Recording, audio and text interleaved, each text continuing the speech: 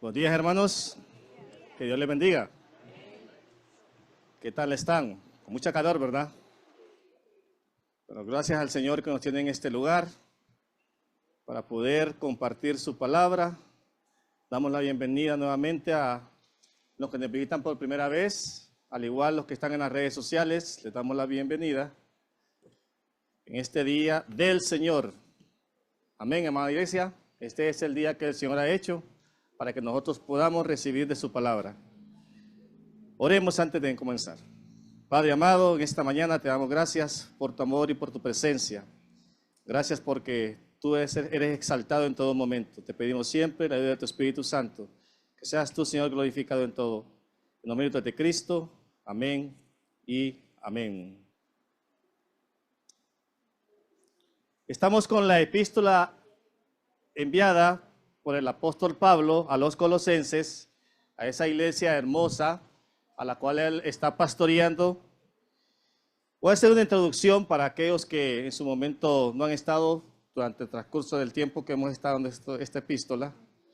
El apóstol Pablo, en los primeros capítulos, manda un saludo a lo que es a los oyentes de esa iglesia y les dice en el capítulo 1, versículo 2, a los santos y fieles hermanos en Cristo que están en Colosa, gracia y paz sea a vosotros de Dios, nuestro Padre, y del Señor Jesucristo.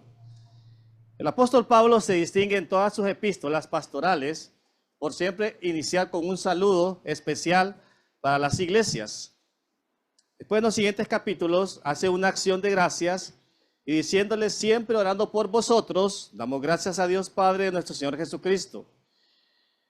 Él ora porque la iglesia necesita poder conocer acerca del Evangelio de Cristo, de lo que Cristo ha hecho por ella, y a causa de esa esperanza que como iglesia también nosotros en la actualidad tenemos, que en su momento recibiremos a nuestro Señor Jesucristo en las nubes, donde Él vendrá por segunda vez. También hace una oración pastoral para que ellos anden dignamente en el Evangelio de Cristo y no cualquier doctrina o corriente filosófica pueda desviarlos de la fe de Cristo Jesús.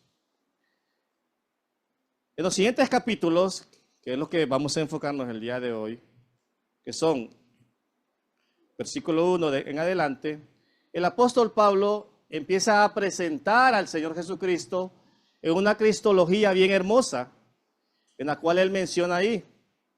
Empieza a mostrarles acerca del Hijo de Dios, el creador del universo, el Dios eterno, el que creó todas las cosas, el principio, el fin de todo, para que ellos puedan depender de eso. Que no puedan depender de otras cosas, sino del Evangelio mismo del Señor Jesucristo. Sin lugar a duda, la gloria de Jesús es tan grande porque el Hijo del Padre, desde su preexistencia, ha estado ahí, ha permanecido ahí. Vemos la existencia previa del Dios divino en los cielos. Antes de su encarnación a esta tierra, se manifestó a nosotros, los seres humanos. Lo que antes para nosotros no podíamos verlo, ahora lo vemos en la persona del Señor Jesucristo, la segunda persona de la Trinidad. Vemos cómo Pablo entonces está expresando al Señor Jesucristo y la obra que Él ha hecho por cada uno de ellos. Pero esto, ¿por qué lo hace el apóstol? ¿Por qué el apóstol está escribiendo esto en esta carta? Él al recibir informes acerca de la problemática que había en esa iglesia, vemos que Pablo se opuso a las falsas enseñanzas de los judaizantes que hacían referencia a la ley de Moisés, a las costumbres, ritos y a todas aquellas cosas que no eran parte de lo que es el Evangelio de Cristo. Entonces el apóstol Pablo empieza a hacer hincapié en la divinidad, misión salvífica y la supremacía y autoexistencia del Señor. Enseñó que Él es la imagen del Dios Padre. Sin duda alguna nos menciona aquí la autoridad suprema que tiene el Señor Jesucristo sobre toda la creación. Su preexistencia, que Él sustenta todas las cosas y nada lo puede sustentar a Él, porque Él es Dios. Al conocer esto, el apóstol lo expresa a sus oyentes, y también el plan divino, eterno, nacido de Dios y no de la mente de un ser humano común. Vemos entonces el propósito de Pablo al poder exponer al Señor Jesucristo y no a él mismo. Como vemos nosotros hoy en día en muchas iglesias, no se expone la palabra de Dios, ni se habla, y si se habla un versículo, nada más, y hay más exposición de otras cosas y no de la palabra de Dios. Por eso Pablo dice que Jesucristo es autosuficiente, autoexistente en él mismo. Aquí nosotros hemos visto la diferencia entre el creador y su creación. Él no necesita nada, pero nosotros sí necesitamos algo para poder existir. Dios mismo con su poder nos ha creado, nos ha traído a este lugar, nos ha dado vida, nos ha dado salud, nos ha dado familia, porque eso ha sido su propia voluntad.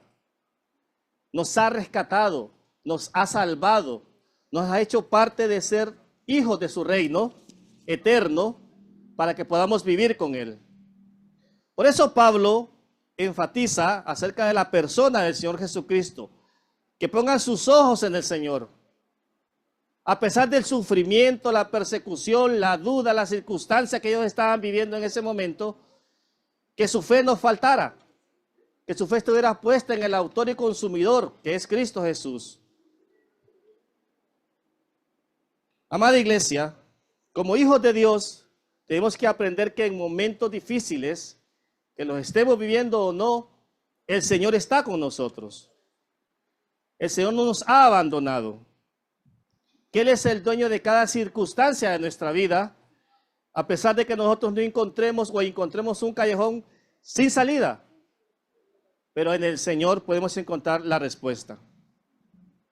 No olvidemos entonces las verdades bíblicas que nos está mostrando aquí. Si el Señor nos ha mostrado su amor hasta este momento, nos ha mostrado su cariño, su aprecio al tener nuestros bienes o todo lo que nos ha dado, ha sido porque su gracia está con nosotros. Pablo les está enseñando a cada uno de ellos, de los oyentes, que deben de entender acerca de la preexistencia de Cristo, de quién es Él para sus vidas, qué ha hecho Él por ellos. Y nosotros como iglesia también debemos de entender eso, para poder vivir piadosamente delante del Señor, para poder vivir vidas santas, rectas, que agraden al Señor. Por esta razón, Él hace este énfasis en la persona del Señor Jesucristo. Es que la iglesia de los colosenses, en su momento, estaban creyendo falsas enseñanzas, lo que le ofrecían los falsos maestros, aquellos que eran guía de ciegos, doctrinas erróneas. Pero todo esto sucedía porque ellos no tenían un estudio diligente de las Escrituras. Se habían filtrado maestros conforme a la ley de Moisés, enseñando todavía que ellos necesitaban poder hacer ritos para poder obtener salvación en Dios. Por eso Pablo en ese versículo, vaya conmigo a la carta a los Colosenses, capítulo 1,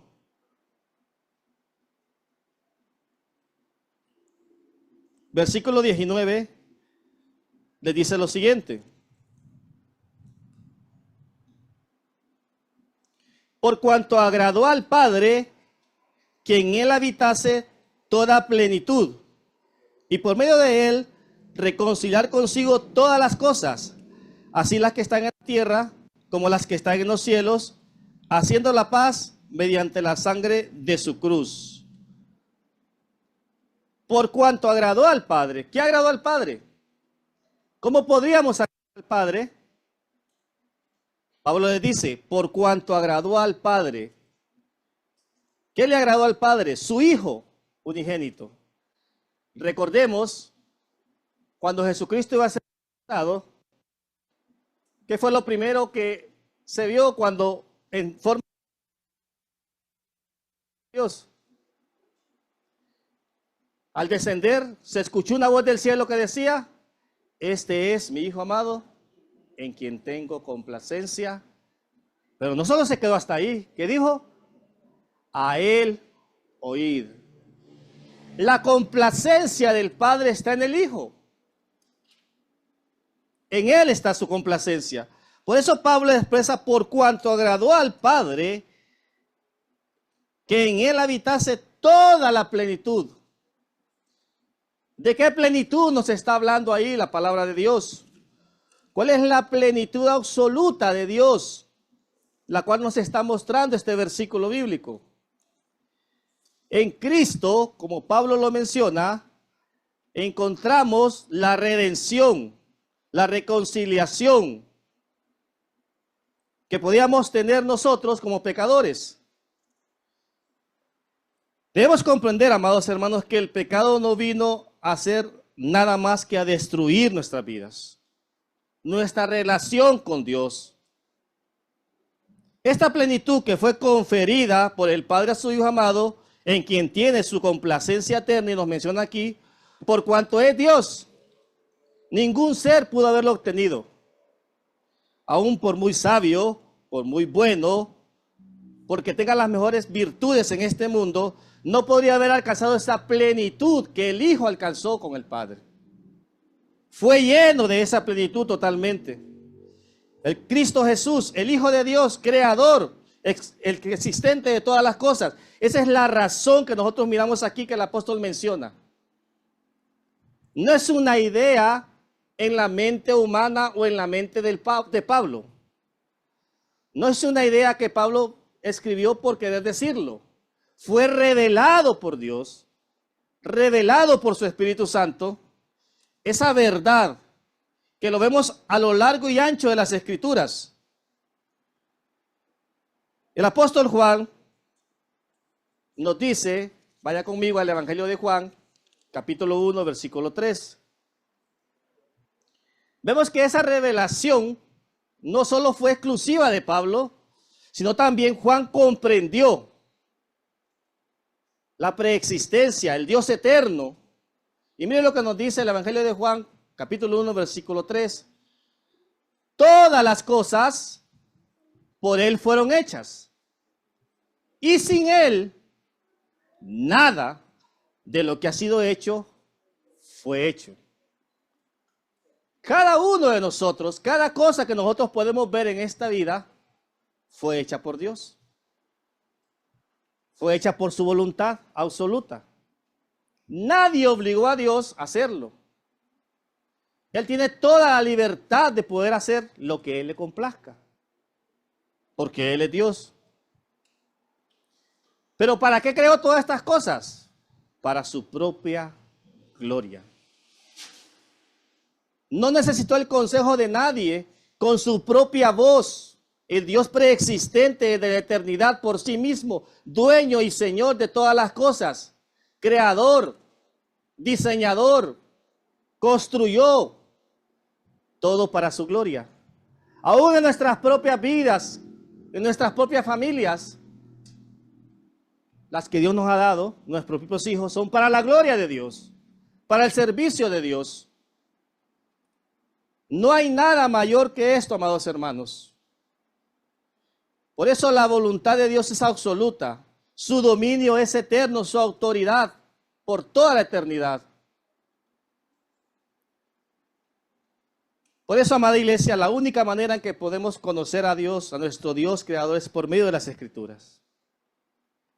Para el creyente y discípulo de Jesús es vital esto, que nos alimentemos de la palabra, que obedezcamos la palabra. Cuando venimos aquí, venimos preparados para exponernos a las Escrituras, no para lo que les diga, sino lo que la palabra de Dios quiere decir a sus corazones. Lo que la palabra de Dios va a hacer en sus vidas.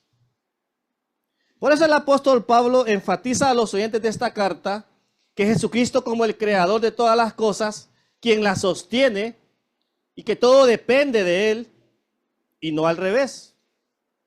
Nosotros dependemos del Señor. Nuestras vidas, la obra de Dios depende de Él. Entonces Pablo afirma esa divinidad de Cristo, esa preeminencia del Señor Jesucristo. no es una verdad a medias la que Pablo está diciendo aquí. Está demostrando una verdad absoluta que nosotros como creyentes nos ayuda en nuestra fe, a crecer en nuestra fe, en nuestra vida espiritual. El Dios encarnado, Jesucristo mismo, el Dios eterno, preexistente, el Verbo, vino a este mundo. Nos vino a dar justificación, paz, perdón, aceptación delante del Padre. El Hijo de Dios se hizo hueso de nuestros huesos y carne de nuestra carne para salvarnos y darnos vida eterna, amados hermanos. ¿No es glorioso eso para usted? ¿No son buenas noticias para usted eso? Esas son las noticias del Evangelio de Cristo. Son las buenas nuevas que nosotros tenemos que llevar a los demás también. Por eso Pablo enfatiza la preeminencia de Cristo. Siempre en el Evangelio de Juan, capítulo 6, versículo 63. Vaya conmigo a esa cita, por favor. Juan 6, 63. Nos dice la palabra del Señor: el Espíritu es el que da vida, la carne para nada aprovecha. Y le dice el Señor: las palabras que yo he hablado son espíritu y son vida. Amados hermanos, es que la iglesia es un organismo vivo y no muerto. No es una religión, un dogma. Somos todos aquellos que fuimos rescatados, regenerados y perdonados de nuestros pecados por el sacrificio del Señor Jesucristo en la cruz. Por esa razón, cuando nosotros los congregamos para recibir la exposición de la palabra de Dios, solo así podemos entender que nuestra fe puede crecer, dándole prioridad a la palabra, conociendo al Señor, conociendo sus virtudes, sus atributos. Solo así podemos también ver las falsas enseñanzas que hoy circulan hoy en día. Que no fácilmente usted puede ser movido por cualquier cosa. Por eso el apóstol enfatiza esto en las Escrituras, en esa carta a los oyentes. Porque muchos estaban negando la deidad de Cristo. Porque estaban más enfocados o en sus cosas personales o en las falsas enseñanzas que se estaban dando. El apóstol Pablo se mantuvo firme en el mensaje, firme en el propósito por el cual el Señor lo había llamado. Él no se desvió a derecha ni a izquierda. Me imagino que muchas veces no simpatizaba con lo que les escribía. Por lo mismo, porque él tenía que cuidar el rebaño de Dios. Miren, hermanos, ahí andan un montón de malandrines destruyendo iglesias. Sí, eso es lo que andan haciendo. Destruyendo la obra de Dios. Mutilando el cuerpo de Cristo. Por eso exponemos la palabra de Dios para que usted entienda y no se pueda enredar en todo este tipo de cosas que andan por ahí. Es importante entonces que una iglesia se enfoque en el Evangelio de Cristo. Porque una iglesia enfocada en la filosofía, en las costumbres de hombres, en el pragmatismo y en todas esas corrientes que hoy en día vemos, son un estorbo para el Evangelio de Cristo. Eso es lo que son. Porque no están predicando verdaderamente el sentido de las Escrituras. La auténtica enseñanza es aquella que se alinea plenamente con las Escrituras, con la palabra de Dios. La que se ha transmitido a lo largo de muchas generaciones. Por eso estas enseñanzas deben de ser bíblicas, en consonancia con el Evangelio. Es importante entonces examinarnos a la luz de las Escrituras, poder corregir en nosotros si hemos caído en esos errores y esas falsas enseñanzas. Todo aquello que viene a la luz debe tener un efecto profundo en la palabra de Dios. Nosotros como hijos de Dios que estamos en la luz y conociendo las Escrituras, debemos aprender esto. Temerle a Dios, adorarle a Dios, servirle a Dios como Él se merece.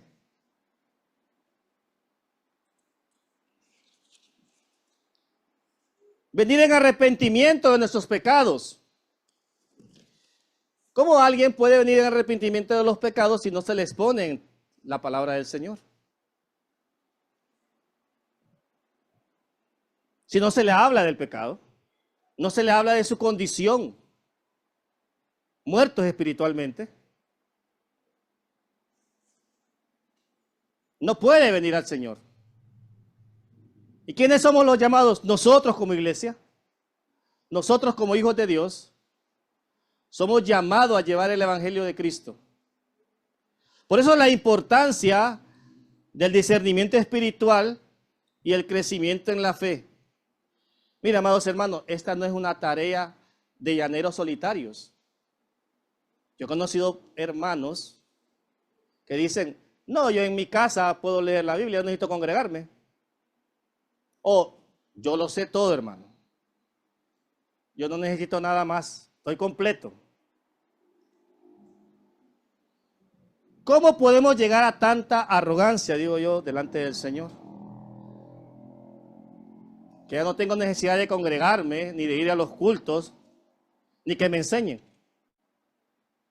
Solo porque tengo 20, 30 años en el cristianismo. Con esto le estamos dando la espalda a Dios, porque no obedecemos sus mandamientos de congregarnos. Estamos rechazando el cuerpo de Cristo, que es su iglesia. Por eso para todo creyente y discípulo del Señor, para que crezca en esa fe, ya sea que tenga 1, 2, 3 o 30 años, es indispensable tener comunión en su iglesia local. Tener el deseo de aprender de Dios, de aprender de su palabra, como un niño en el cual usted está enseñándole. Tener un corazón sensible a la voz de Dios. Esto es un proceso, amados hermanos, que nos volverá más sólidos y constantes en el Señor.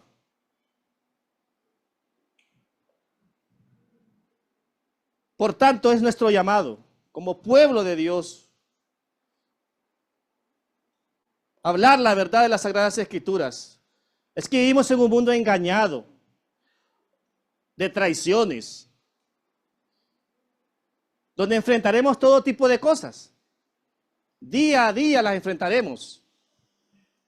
Pero si somos diligentes y crecemos en esta fe, nada nos moverá. Nos mantendremos firmes en la palabra de Dios. Por eso la insistencia del apóstol Pablo en esta carta. Siempre en el capítulo 1, vayamos un versículo más atrás, unos versículos más atrás. Capítulo 1, versículo 10. Mire lo que les dice. Para que andéis como es digno del Señor, agradándole en todo, llevando fruto en toda buena obra. ¿Y qué más les dice? Y creciendo en el conocimiento de Dios. Hermano, ¿usted cree que usted solo en la casa encerrado todo el año va a aprender de la palabra de Dios?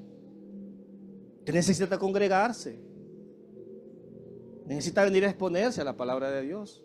Cada oportunidad que la iglesia tiene, venga.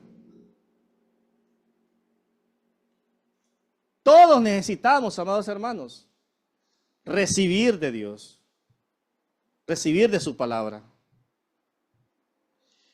Entonces el apóstol Pablo está claro que solo por medio de la predicación fiel de las Escrituras es que los colosenses podrían crecer a la estatura de Cristo. Nada entonces de lo que ofrecían los falsos maestros les podía ayudar en su fe. Porque esa era sabiduría humana. No es la sabiduría de lo alto, sino la sabiduría humana, terrenal, diabólica, dice la palabra de Dios. La misión de la iglesia, amados hermanos, no es de entretener a los feligreses, de acomodarles el evangelio. La misión de la iglesia es presentar al Cristo crucificado, al Cristo redentor, al Salvador de nuestras vidas, la verdad del evangelio pleno de Dios. Esa es la misión de la iglesia.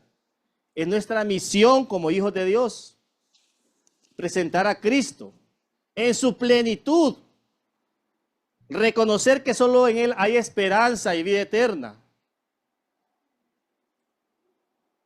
Lo que el apóstol está transmitiendo aquí en este versículo, capítulo 1, versículo 19, es que la plenitud de Cristo significa que Él es la fuente de toda abundancia y perfección.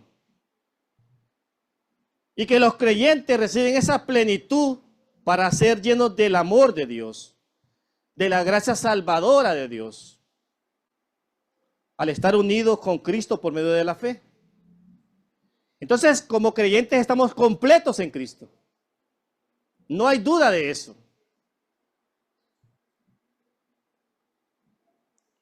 Mire lo que nos dice la carta a los Romanos, capítulo 8, versículo 34. El apóstol Pablo en esta carta les escribe a los creyentes de la iglesia de Roma, también para animarles que la salvación en Cristo es segura y su victoria es completa, que nada puede separarlos del amor de Cristo. Romanos 8:34. ¿Quién es el que condenará? Cristo es el que murió, más aún el que resucitó, el que además está a la diestra de Dios, el que también intercede por nosotros. Hagamos una pausa ahí. Mire cómo empieza este versículo. ¿Quién es el que condenará? Dice Cristo. ¿Quién dice? Cristo es el que murió. No es nadie más, amados hermanos. Fue Cristo el que murió por usted. Pero no solo murió, dice que también resucitó. Y el que además está, ¿a dónde? A la diestra de Dios. ¿Y qué más hace Cristo? Intercede por nosotros. Qué maravilloso, ¿verdad? Saber de que no estamos solos. Cristo intercede por nosotros. Y sigue diciendo, ¿quién nos separará del amor de Cristo? Tribulación o angustia, o persecución, o hambre o desnudez, o peligro o espada. Como está escrito, por causa de ti somos muertos todo el tiempo. Somos contados como ovejas de matadero. Antes, en todas estas cosas, somos más que vencedores por medio de aquel. Mire, por medio de Cristo somos vencedores. Si estamos completos en Él, por medio de Él somos vencedores. Por lo cual dice, estoy seguro de que ni la muerte, ni la vida, ni ángeles, ni principados, ni potestades, ni lo presente, ni lo porvenir, ni lo alto, ni lo profundo, ni ninguna otra cosa creada nos podrá separar del amor de Dios que es en Cristo Jesús. Vemos que a Cristo Jesús se le dio toda la autoridad de la creación, si Él es el creador de todo.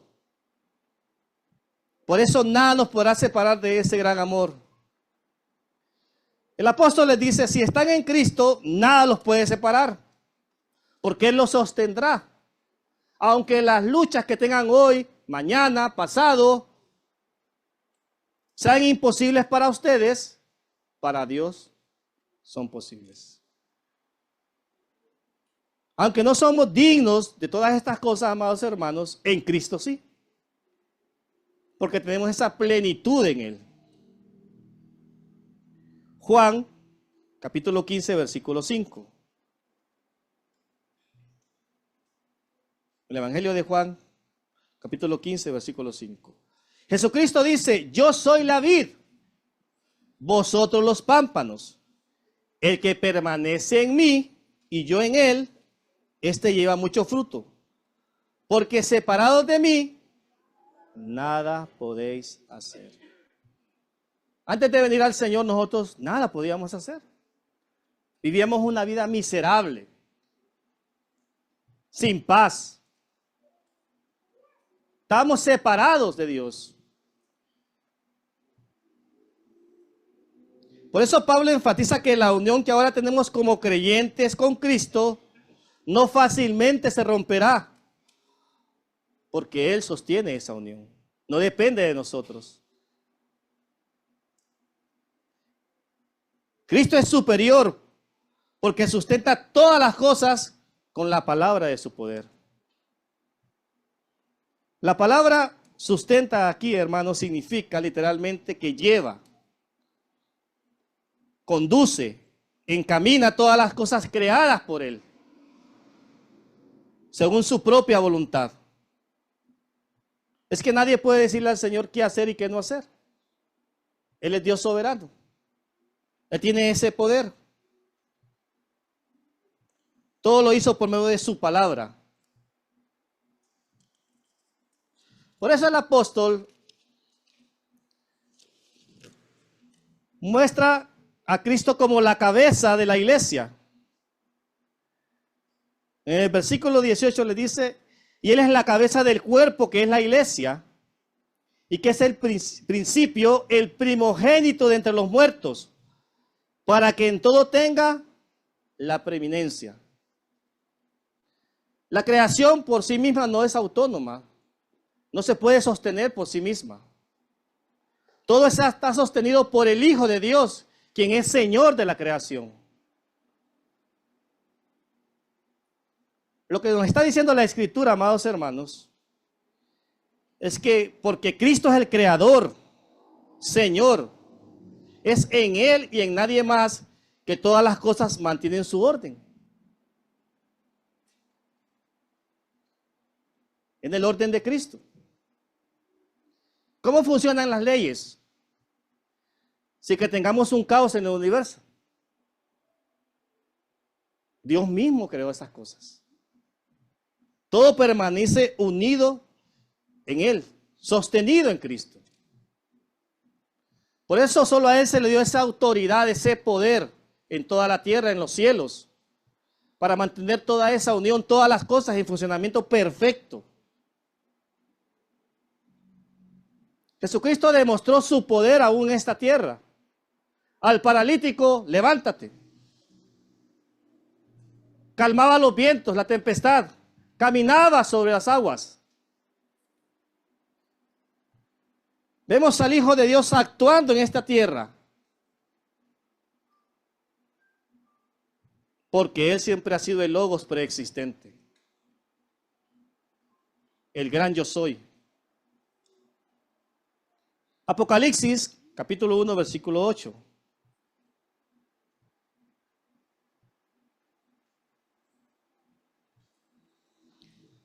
Yo soy el alfa y la omega, el principio y el fin, dice el Señor, el que es, el que era y el que ha de venir, el Todopoderoso. Aquel mismo Dios que hace milagros es el mismo que también nos ha perdonado, amados hermanos, que ahora nos ha hecho sus hijos, que nos ha rescatado. Por eso es Dios preeminente, superior a todas las cosas mismas, pero a la vez es Señor de nuestra vida. ¿Usted puede decir que Él es Señor de su vida? Amén. Pero tenemos que obedecer también. Como Señor de nuestras vidas, le debemos a Él obediencia. Él es nuestro preeminente Salvador, Rey. Por lo tanto, hagamos del Señor Jesucristo nuestro primer amor. No olvidemos eso. Romanos 11:36.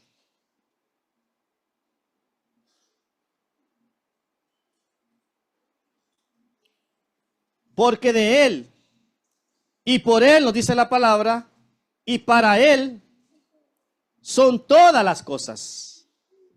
A Él sea la gloria por los siglos de los siglos. Amén.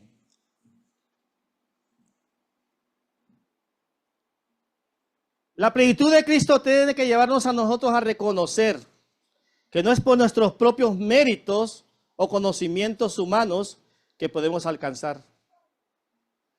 Es por la plenitud en Él que sobrepasa todo entendimiento humano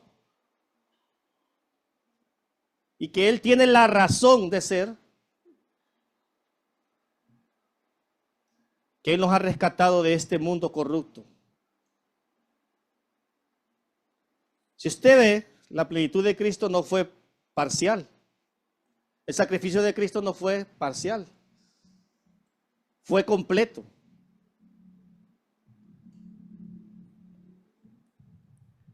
La obra en la cruz debía ser completada en su totalidad, ya que es la garantía de esa plenitud del Hijo de Dios para salvar a la humanidad.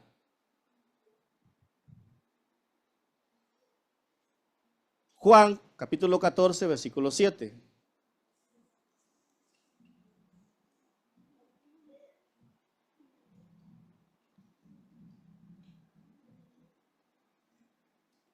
Si me conocéis, también a mi Padre conoceréis. Y desde ahora le conocéis y la habéis visto. Felipe le dijo, Señor, muéstranos el Padre y nos basta. Jesús le dijo, ¿tanto tiempo hace que estoy con vosotros y no me habéis conocido, Felipe? Le dice. El que me ha visto a mí, ha visto al Padre. ¿Cómo pues dices tú, muéstranos el Padre? ¿No creéis que yo soy en el Padre y el Padre en mí?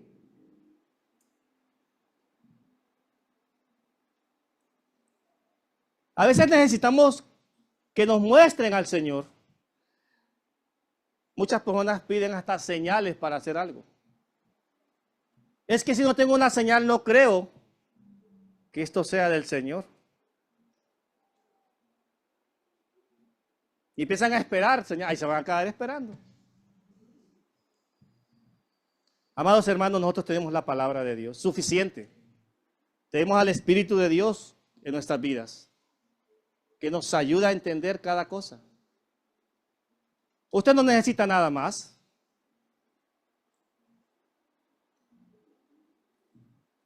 Pablo continúa con otro hecho increíble, que en Cristo nosotros estamos completos. Siempre en la carta de los Colosenses, capítulo 2, versículo 10. Vuelve a decirle a los Colosenses siempre en esa misma carta. Y vosotros estáis completos en Él, que es la cabeza de todo principado y potestad. Lo que Pablo expresa es que no duden que Cristo sí vive en ustedes, que ya no necesitan de experiencias sensoriales, ritos, profecías, que les impongan las manos para poder caer, para hacer penitencias, para perdón de pecados. No. Necesitan solo a Cristo y su palabra. Solo necesitan ser expuestos al Evangelio. Ser llenos en su plenitud. Estar completos en el Señor. Nosotros los cristianos encontramos nuestra plenitud en Cristo y en nada más. Las cosas de este mundo no pueden darnos la felicidad que ahora nosotros tenemos en el Señor. No nos pueden dar la paz que antes andábamos buscando, que ahora tenemos en el Señor.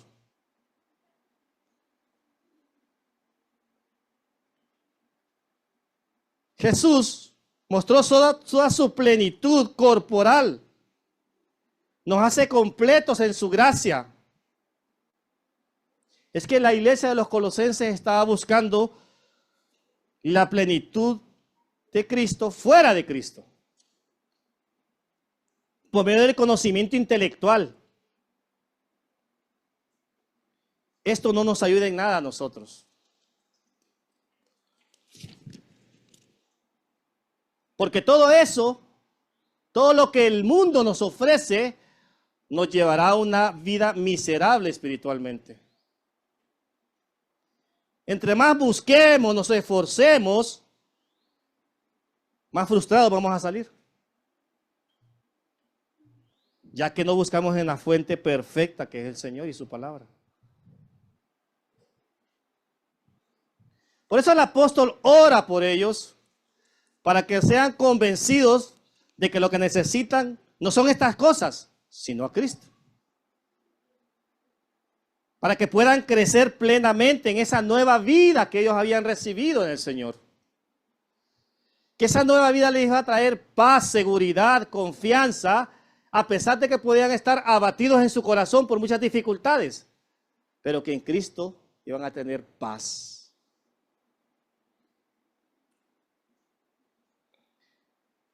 La palabra verdadera del Evangelio de Dios habían llegado a los colosenses. Lleven frutos para que haya crecimiento en sus vidas, les dice. El apóstol, ustedes miran, enseña con amor, con paciencia estas verdades de las Escrituras. No como el mensaje de los falsos maestros, que era imponerles algo a ellos. Ponerles yugo.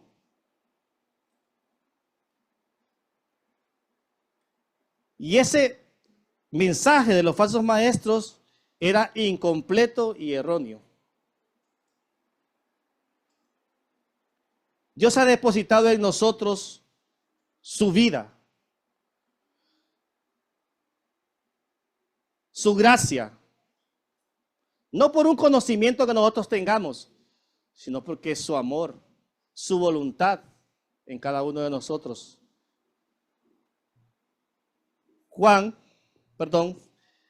La carta a los Filipenses, capítulo 4, versículo 7. Pablo ora para que ellos sean controlados por el conocimiento personal de Cristo, que solo viene cuando nosotros escudriñamos las Escrituras.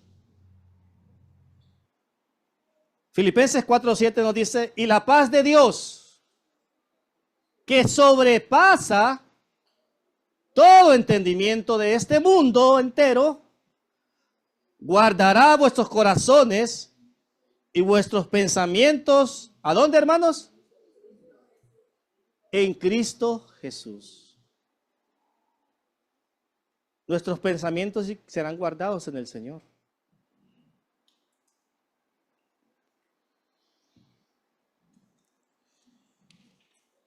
Esa plenitud de Cristo trajo reconciliación y nos trajo paz mediante su sangre preciosa.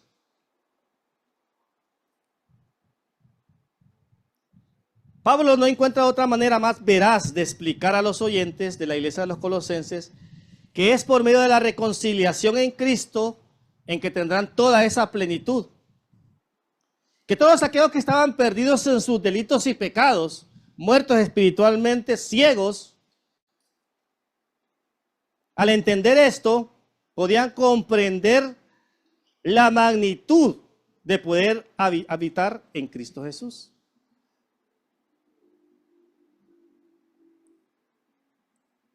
Por eso Pablo afirma que todo fue creado por Cristo y para Cristo.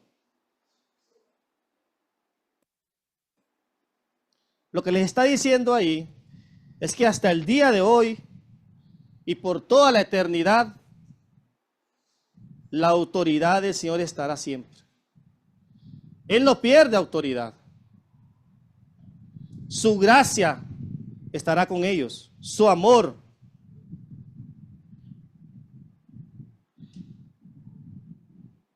Versículo 20 dice, y por medio de él reconciliar consigo todas las cosas, así las que están en la tierra como las que están en los cielos, haciendo la paz mediante la sangre de su cruz. No había otra forma, amados hermanos, de que podamos tener paz en esta tierra. Alguien tenía que sacrificarse por nosotros. Tenía que dar su vida por nosotros. Eso es lo que el apóstol les está diciendo. Es mediante esa sangre en la cruz que ustedes están completos ya. Le sigue diciendo ahí en el 21, y a vosotros también que eras en otros tiempos extraños y enemigos en vuestra mente, haciendo malas obras, ahora os ha reconciliado. No hay otra forma, amados hermanos, de poder ser reconciliados delante de Dios, sino mediante la sangre del Cordero de Dios. El que pagó el precio por nosotros. Nos movió de un lugar a otro a pesar de nuestros pecados. Nos trajo de las tinieblas a su luz admirable. Nos perdonó, nos justificó, aún siendo infieles. Y Él sigue permaneciendo fiel. Nos dio una nueva oportunidad en esta vida. ¿Qué hubiera pasado si no conociéramos al Señor? Y morimos en esta tierra. Vamos condenados. Pero el Señor en su amor y en su gracia nos trajo a Él con amor eterno.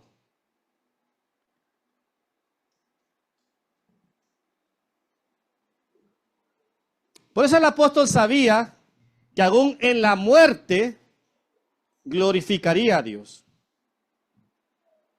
Aún en nuestra propia muerte, en los últimos momentos de nuestra vida, no podemos negar esto.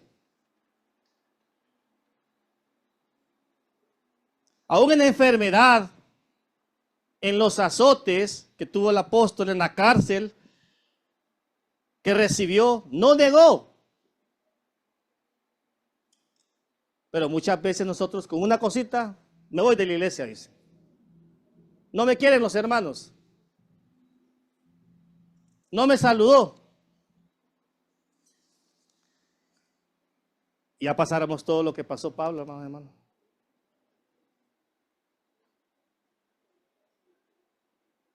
Amó profundamente al Señor. Se entregó a Él.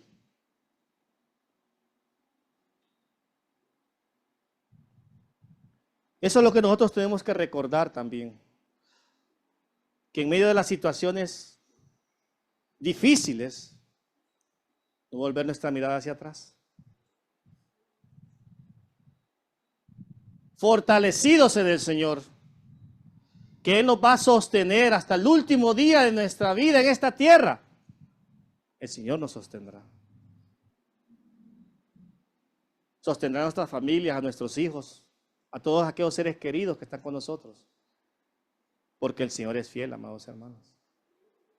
¿Para cuántos el Señor ha sido fiel? Y no de ahorita, sino mucho antes que nosotros viniéramos a esta iglesia y le conociéramos a Él. Desde mucho antes Él nos guardó. Por eso debemos amar nuestra iglesia, amados hermanos, amar a nuestros hermanos, demostrar el amor del Señor. Vamos a cumplir 15 años. No tengo los 15 años de estar aquí en la iglesia. Pero el tiempo que he estado, amados hermanos, no ha sido fácil. Ha habido luchas, batallas. Pero podemos decir, Ebenezer. ¿Cuántos pueden decir eso, hermano? Amén. Hasta aquí nos ha ayudado el Señor. Y nos seguirá ayudando. Sea que estemos nosotros o no estemos, la obra es del Señor. Por eso tenemos que celebrar con gozo el otro domingo. ¿Cuántos van a venir el próximo domingo? Vamos a ver, levante su mano. Ahí con firmeza, ¿va? Vamos a celebrar, amados hermanos. Vamos a venir a expresar nuestro amor, nuestra gratitud al Señor por esos 15 años. Aunque usted solo tenga 2, 3, 4, 1. Pero usted venga a celebrar. En la comunión de los santos. Pero también tenemos conferencias. Que también hay que venir, amados hermanos. A recibir de Dios.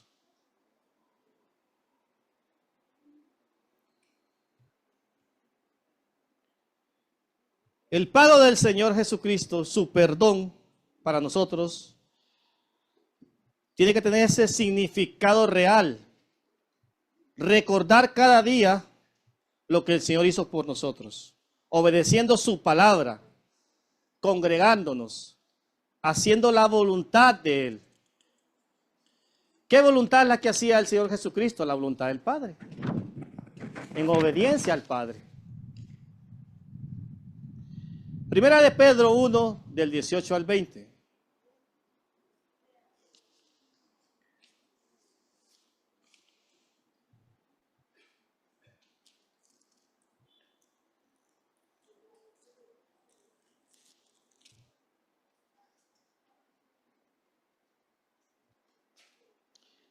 Nos dice aquí, sabiendo que fuiste rescatados de vuestra vana manera de vivir, la cual recibiste de vuestros padres, no con cosas corruptibles como oro o plata, sino con la sangre preciosa de Cristo, como de un cordero sin mancha y sin contaminación, ya destinado desde antes de la fundación del mundo, pero manifestado en los postreros tiempos por amor a vosotros. Hay una verdad absoluta y esta es la palabra de Dios, que tiene la preeminencia sobre todas las cosas. Mire, los escritos de Mahoma no son palabra de Dios.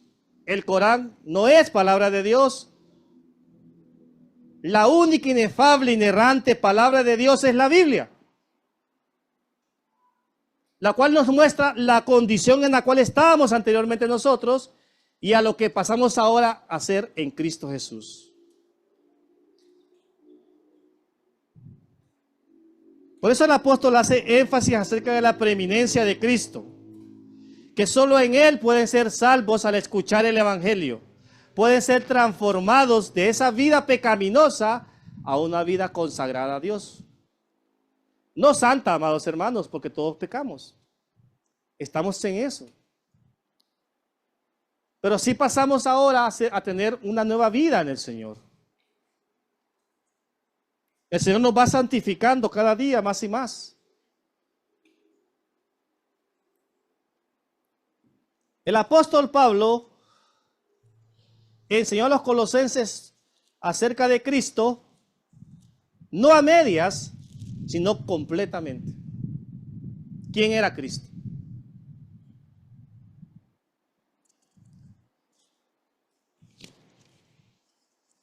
Por eso nosotros tenemos el deber, amados hermanos, de predicar el Evangelio de Cristo, de discipularnos, de enfatizar estas verdades y hacerlas nuestras como iglesia.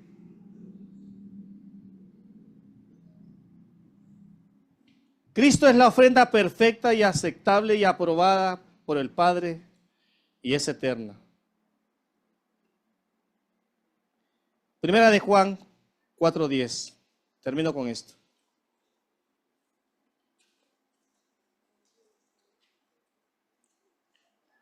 Y en esto consiste el amor.